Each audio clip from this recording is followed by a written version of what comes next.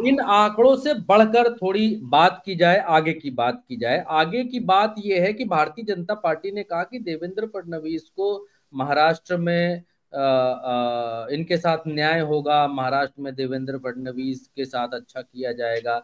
अब गोदी मीडिया जैसा कि अभी से चलाने लग गया है कि देवेंद्र फडणवीस महाराष्ट्र के सीएम होंगे। अब देवेंद्र फडणवीस महाराष्ट्र के सीएम होंगे तो शिंदे कहाँ जाएंगे? क्या अभी के वर्तमान सीएम फिर डिप्टी बनेंगे और पहले के डिप्टी फिर सीएम बनेंगे? जब ये फिर से होगा तो फिर आप इसको महाराष्ट्र को अब आगे कहां से देख रहे हैं? देखिए भरत जी, मैं महाराष्ट्र पर आऊंगा, लेकिन ऐसा लग रहा है महाराष्ट्र में राजनीति राजनीति ना होकर म्यूजिकल चेयर बन गई है। और ऐसा कुछ हो रहा है कि एक बार तुम सीएम तो हम डिप्टी सीएम, अब तुम डिप्टी सीएम तो हम सीएम। आप याद कीजिए, नरेंद्र मोदी एक रैली में ये बात कह रहे थे, महाराष्ट्र में कह रहे थे कि मुझको देवेंद्र भाई का सपना पूरा करना है। हम्म। अमित शाह ने बोला कि देवेंद्र भाई को जिताओ। इस तरीके की बातें हो रही थी। और अभी देवेंद्र फडणवीस की कुछ देर पहले मैं एक तस्वीर देख रहा था गोदी मीडिया के एक न्यूज चैनल पर। देवेंद्र फडणवीस एक सोफे पर लेटे हुए किसी से फोन पर बात कर रहे हैं। ऐसा लग रहा है जैसे जिल्ले इलाही लेटे हैं और उनके मुताबिक सब कुछ हो गया। खैर, बधाई भी है उनको क्योंकि वो जीते हैं। और एक बात हमेशा मैंने कहीं पढ़ी और सुनी कि सफलता के 100 बाप होते हैं और असफलता हमेशा अनाथ होती है। ये एक बहुत बड़ी सच्चाई है। जब इंसान सफल होता है तो उसके पीछे 50 लोग खड़े होते हैं कि तुम्हारी विजय हमारी वजह से है, हमारी वजह से है। और जब कोई असफल होता है तो हर आदमी उसका साथ छोड़ देता है। ठीक बात है, जनता ने जनादेश दिया है। आज के जनादेश में महायुति वहां पर सरकार बना रही है। लेकिन अब असली बात यहां से शुरू होती है। असली बात यह शुरू होती है कि देवेंद्र फडणवीस का मुख्यमंत्री बनना क्या एकनाथ शिंदे हजम कर पाएंगे?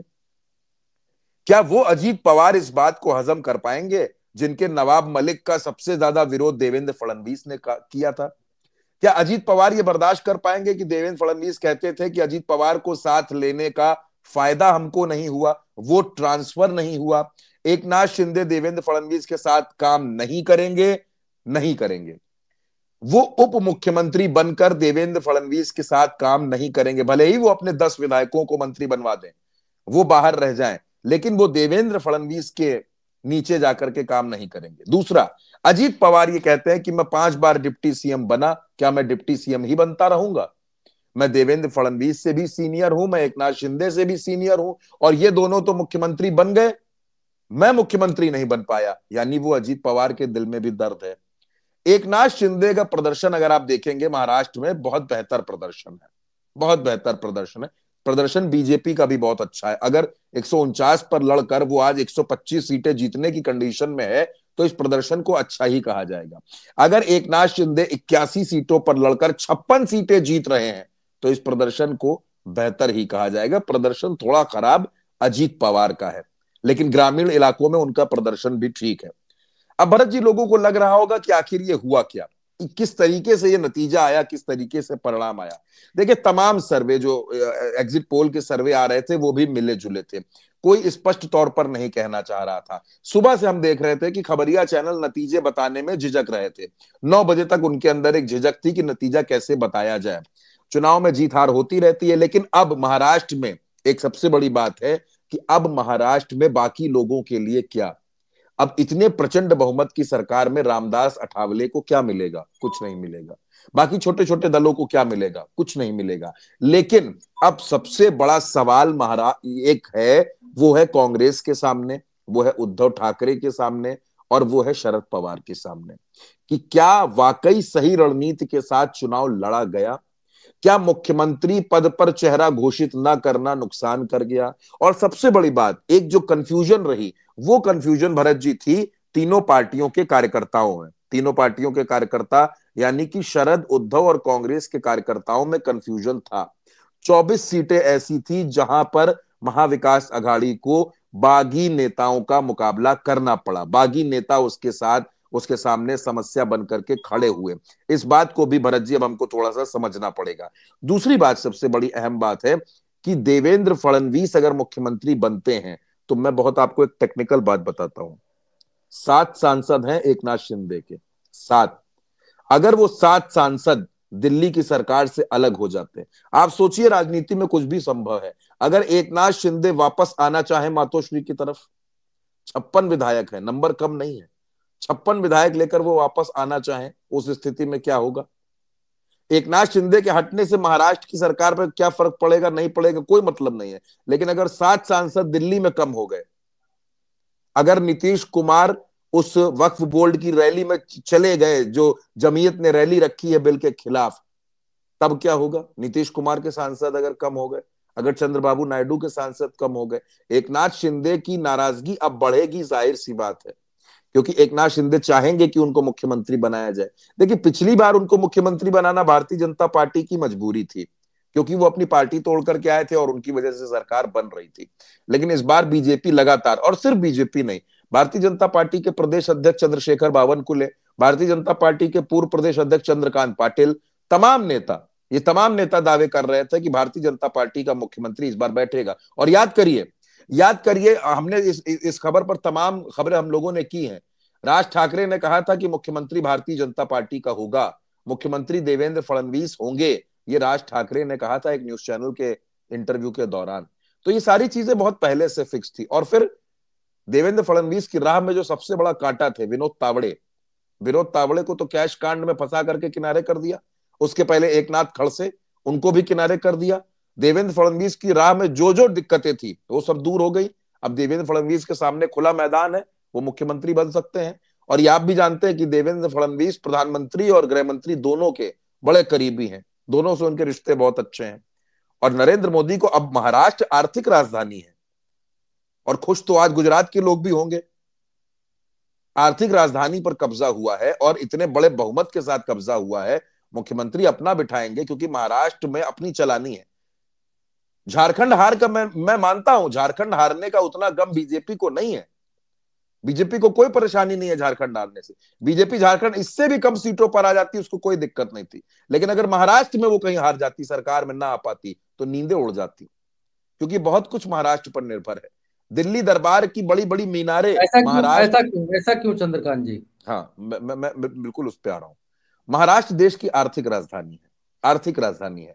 और दूसरी बात जो तमाम बातें कही जा रही थी, गौतम अदानी, उनका सब कुछ कहां पर है? महाराष्ट्र में। हाल ही में वो एक घूस कांड में उनका नाम सामने आया है। अब आप देखिएगा उस घूस कांड में क्या कुछ होता है। महाराष्ट्र में सरकार है, दिल्ली में सरकार है, अब आप क्या उम्मीद करेंगे? यही तो मेन लड़ाई थी ना। तमाम पत्रकार, एक दो पत्रकार नहीं भरत जी, तमाम पत्रकार महाराष्ट्र की यही बात कह रहे थे कि टैंकर में पैसा गया है, कंटेनर में पैसा गया है, प्रति वोट पर पैसा बांटा जा रहा है। ये जो आंकड़ा आप देख रहे हो, ये आंकड़ा ऐसे नहीं आया, ये आंकड़ा ऐसे कतई नहीं आया। जिस महाराष्ट्र ने अब तक का ऐतिहासिक चुनाव देखा है, जब से महाराष्ट्र में चुनाव हो रहे हैं तब से सबसे ज्यादा महंगा चुनाव और सबसे ज्यादा पार्टियों वाला चुनाव महाराष्ट्र में हुआ है। ये महाराष्ट्र की असल कहानी है। लेकिन भरत जी, महाराष्ट्र इंडिया गठबंधन हार गया, ये मंथन का विषय है। और मैं एक बात पूरी जिम्मेदारी से कह रहा हूं, हो सकता है दर्शकों को ये बात मेरी थोड़ी सी अतिशयोक्ति लगे, झारखंड की जो जीत है उसमें मैं किसी का किरदार नहीं मानता, उसमें किरदार हेमंत और कल्पना का मानता हूं। उन दोनों की वजह से वो जीत मिली है, उन दोनों की मेहनत से वो जीत मिली है। तो अब कांग्रेस को नए सिरे से मंथन करना पड़ेगा। अभी मैं खबर देख रहा था, प्रियंका गांधी तकरीबन 2.5 लाख वोटों से आगे चल रही हैं वायनाड में। वो वायनाड जीत लेंगी, कोई बड़ी बात नहीं है। इस चुनाव ने हर किसी को खुश होने का मौका दे दिया है। इंडिया गठबंधन इस बात पर खुश हो सकता है कि झारखंड में जीत गया है, एनडीए इस बात पर खुश हो सकता है कि महाराष्ट्र में जीत गया है, समाजवादी पार्टी इस बात पर खुश है कि इतने बड़े प्रशासनिक दबाव, सत्ता, लाठी, लूट तंत्र, गणतंत्र, सबके बीच में भी अगर 3 विधायक भी हम अपने जिता कर ले आते हैं तो ये उपलब्धि है। और भारतीय जनता पार्टी को लगता है कि चलो, ये कहा जा रहा, अगर 4 पर रह जाते तो सिंहासन डोल जाते, हम 6 पर आ गए, ये भी एक सबसे बड़ी अहम बात है। तो कुल मिलाकर के ये चुनाव सबके लिए कुछ ना कुछ सबक दे करके गया है, सबको कुछ ना कुछ सिखा के गया है और सबको खुश होने के मौके दिए हैं। लेकिन मैं बार बार कहता हूं कि मंथन कभी भी खत्म नहीं होता, मंथन हमेशा होगा। कांग्रेस को नए सिरे से सोचना पड़ेगा। अब चुनौतियां आगे देखिए, जब लोकसभा चुनाव के परिणाम आए तो तमाम तरीके के आकलन हुए, मामला उससे आगे बढ़ा, फिर हरियाणा और जम्मू कश्मीर हुआ। एक राज्य बीजेपी जीतती है, एक राज्य हारती है। यहां भी यही हो रहा है, एक राज्य जीत रही है, एक राज्य हार रही है। अब बहुत ज्यादा इस पर चर्चाओं का वक्त नहीं। हाँ, अब एक नए सिरे से सोचना पड़ेगा, क्योंकि अब एक चैलेंजिंग राज्य है, वो है दिल्ली। दिल्ली में कांग्रेस कैसे गठबंधन करेगी? आम आदमी पार्टी ने अभी अपनी एक लिस्ट जारी कर दी है, 11 सीटों पर प्रत्याशी उतार दिए हैं। अगर आप कांग्रेस को वहां लड़ना है, अलायंस में लड़ना है, देखिए आप गठबंधन में भी रहेंगे, आप फ्रेंडली फाइट भी करेंगे, ये कौन सी राजनीति है? इसमें तो जनता ये समझती है कि आप हमको मूर्ख बना रहे हैं। एक तरफ आप साथ भी हैं, एक तरफ आप आमने सामने चुनाव भी लड़ रहे हैं। तो नए सिरे से गठबंधन करना पड़ेगा, दिल्ली के बारे में नए सिरे से सोचना पड़ेगा, दिल्ली के बारे में। और हाँ भरत जी, एक और अहम बात, ये साल खत्म होने को है, अगला साल आ रहा है और अगले साल में बिहार का चुनाव होना है। अब तमाम सियासी दलों की नजरें बिहार पर होंगी। वो भारतीय जनता पार्टी जो महाराष्ट्र में अपना मुख्यमंत्री बनाने के लिए बेकरार थी, और शायद 26 नवंबर को वो अपना मुख्यमंत्री बना भी लेगी देवेंद्र फडणवीस को, लेकिन लेकिन लेकिन उसकी अगली नजर बिहार पर भी है। बिहार में भी वो अपना मुख्यमंत्री बनाना चाहती है। वो चाहती है कि बिहार की गद्दी पर आज तक भाजपा का मुख्यमंत्री नहीं बैठा, तो वहां की गद्दी पर भाजपा का मुख्यमंत्री बैठे, यानी नीतीश को बेदखल करने की तैयारी होगी। तो क्या नीतीश कुमार कुर्सी छोड़ना पसंद करेंगे? वो नीतीश कुमार जो आजकल अपने बेटे के साथ घूम रहे हैं, हर जगह वो निशांत कुमार को लेकर जा रहे हैं, तो क्या वो नीतीश कुमार गद्दी छोड़ने को तैयार होंगे? नहीं होंगे। इसलिए बिहार बड़ा चैलेंजिंग है, दिल्ली बड़ा चैलेंजिंग है। बात जहां तक महाराष्ट्र और झारखंड के नतीजों की है, महाराष्ट्र और झारखंड के नतीजे नजीर भी हैं, महाराष्ट्र और झारखंड के नतीजे तस्वीर भी हैं, और महाराष्ट्र और झारखंड के नतीजे इस देश के सियासी भविष्य की नई तकदीर भी हैं। क्योंकि ये समझना पड़ेगा कि महाराष्ट्र ने जो नतीजा दिया है, महाराष्ट्र ने जो जनादेश दिया है, वो जनता का आदेश है, और जनता के आदेश का सम्मान करना पड़ेगा। भारतीय जनता पार्टी पर, उसके सहयोगी दलों पर अगर भरोसा करने का काम महाराष्ट्र की जनता ने किया है, तो फिर बीजेपी को और उसके सहयोगी दलों को भी इस भरोसे को भरत जी कायम रखना पड़ेगा। क्योंकि अगर कायम नहीं रखेंगे तो फिर यह कुर्सी है, कुर्सी है। अगर आप इस कुर्सी पर काम नहीं कर सकते, अगर आप लोगों की सेवा नहीं कर सकते, तो फिर आपको इस कुर्सी पर बैठने का भी कोई अधिकार नहीं होना चाहिए।